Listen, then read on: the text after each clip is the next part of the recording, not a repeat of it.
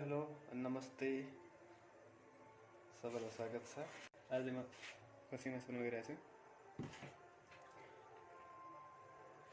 छु। यो चाहिँ खसीको मासु अनि लसुन पत्ता, टमाटर, काटेको प्याज अनि यो चाहिँ धनियाँ आफ्नो बारीको रेडी छ। अनि यहाँ चाहिँ लसुन हरियो खोर्सानी अनि अदुवाको सिलौटोमा पिसेको रेडी छ। अनि यहाँ चाहिँ मसला आइटम छ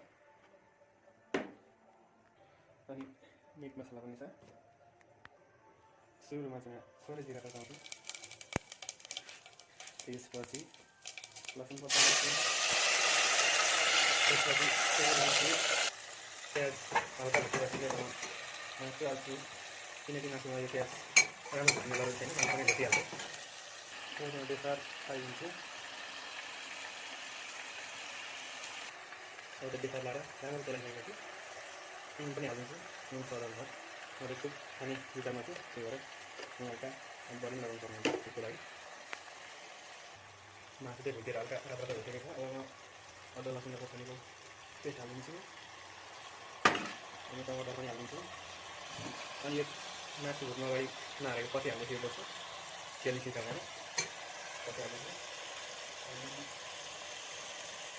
त्यो ठुलो मसला हालिदिन्छु।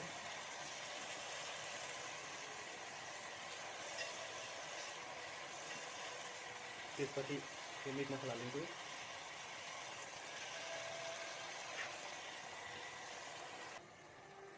अनि थोरै पानी पनि राखेर मैले मजाले चलाइसकेको छु। अब आवश्यक अनुसार सुप लाएर झोल लाएर सिटी लगाइदिन्छु।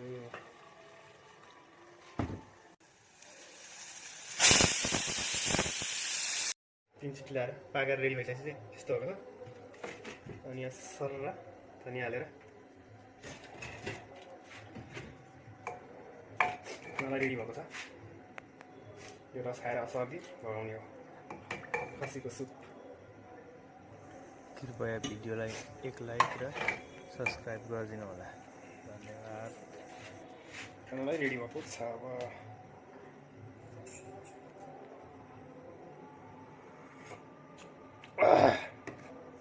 दामी भएछ दामी।